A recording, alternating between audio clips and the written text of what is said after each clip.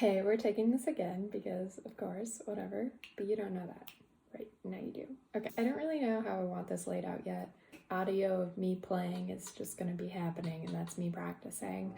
Today, I am practicing the measure 19 and on in the first arabesque by Debussy. So if you if you don't have a copy of this, I will link IMSLP. You can either digitally follow along, or if you have a printed out copy or an anthology version, whip it out. We're gonna take a look. I definitely don't follow very many measure numbers when I'm explaining this, so that's my bad. But starting at measure 19 and on, basically, but only that one page, which for me, that page is 24 measures-ish. Basically those 24 measures. I'm using the Dover publication. I've repped this part. I mean, I've been practicing this piece for probably too long. I really need to commit to practicing it more.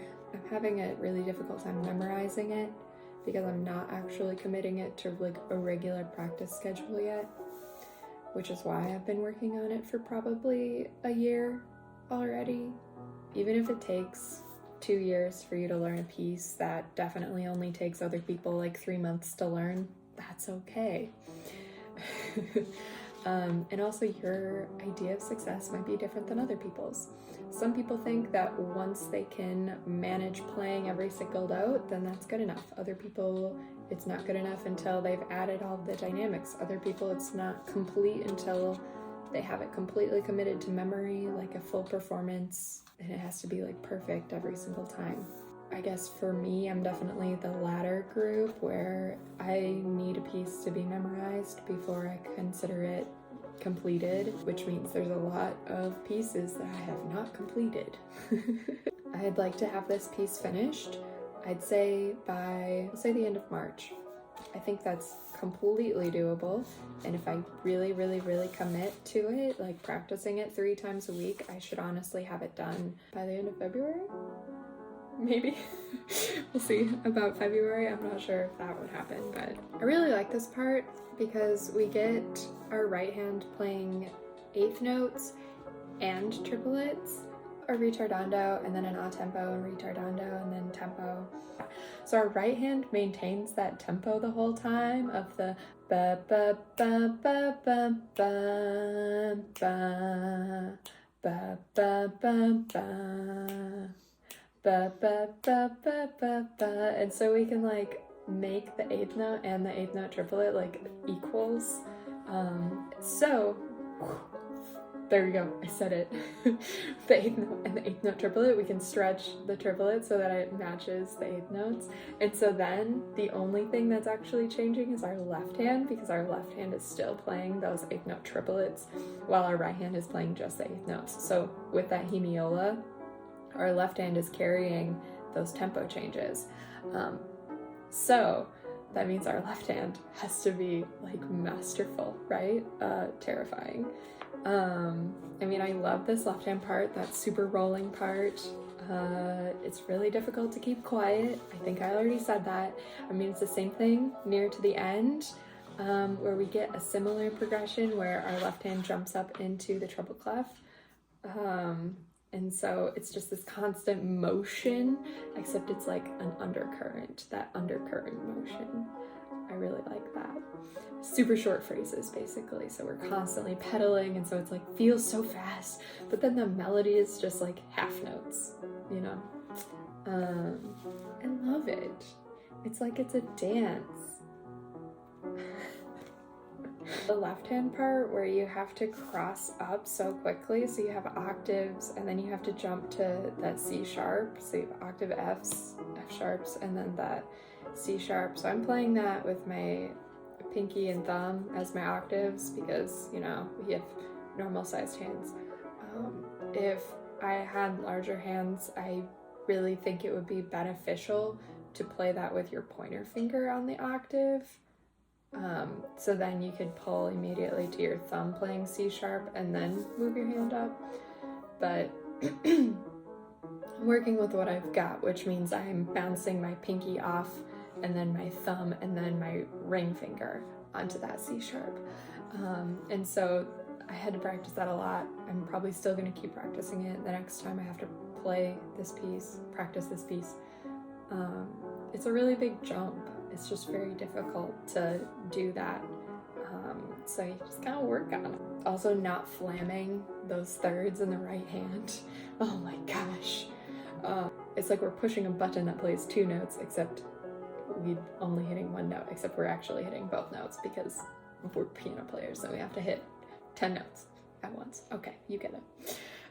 So those thirds are really difficult because our poor little pinky has to put in so much effort to like stay with the team at that whole part. I suppose if you feel more comfortable, you could do it with your 2nd and 4, 2 and 4 instead of 3 and 5. I think I alternate sometimes. I'll throw a 2 and 4 in there while I'm moving up just so that I can do it faster. But I definitely rely on my 3 and 5 for all of those because I'm using my 1 and 2 to play those inside notes. So, yeah. And my favorite thing, which it might just be this addition. So you have that run going up, the left hand is playing E's and B's and 2 F sharps, G sharps, E's and B's and G sharps. It's like we're outlining a chord or something. So we do that run up, and then on the next page, we just have an E and then an E. And like the high note E is part of that run, but it doesn't look like it because it's just hanging out up there. I love how that run leads into nothing. It's leading into the downbeat, except the run itself ends on the and of 4, which is very like incomplete. So like it technically ends on the downbeat, but it's technically like in that higher octave, right? No, I mean, I guess it's technically the correct octave, except we skip putting another B in there. So it's a bigger jump, like we're outlining the overtones basically. So we have E, G, and then another E instead of playing the B inside of that. So we just have E, G, E. So when we hit that E, I play it with my left hand because my right hand is just holding on to the F sharp that's up another octave. So I leave my right hand on that F sharp just to hold it out until I clear the pedal when I play that E, and then my left hand plays the next E an octave down before moving into the tempo rubato. Yeah. I suppose if you're not looking at your music while following along with this, it might be terrible, so I guess I would encourage you to look at some music. How about pause right here? So, when a right hand is playing those ascending like thirds, like the triplet part, our left hand is playing quarter notes, and they're staccato quarter notes, which kind of seems weird, right? Because we're playing this like very flowing section, but we're just adding those little, like the staccato, like we're pedaling those, so they're not going to be staccato, but we can either quick pedal or lightly pedal the whole time. You can also just lightly bounce off those notes because they're helping us build a little bit, but our right hand is carrying that crescendo and then decrescendo. So we're just adding to those thirds that we're playing. Think about it like those thirds are our frosting. Then the left hand quarter notes are the sprinkles. They're little beep, beep, beep, beep. Or like the gold leaf sprinkles. We can be like pink, pink, pink, pink, like that. And it's super like, it's not necessarily adding a lot more flavor, but as far as like color, it adds that depth, right? Because they're lower. They're lower than our right hand the entire time. We want it to be like a quiet, like secretive, like boop, beep, beep, beep, like little bubbles that are happening in the background while our right hand is playing those. thirds. Great guitar. So I'm still working on the execution practice of this piece, but what I love is the performance part of playing. Don't we all love the performance part? Like, why else are you playing? I don't know. So I can't wait until I have the notes down in this piece to be able to perform it and add those performative aspects. I will do a small write-up on this and put it on my Patreon.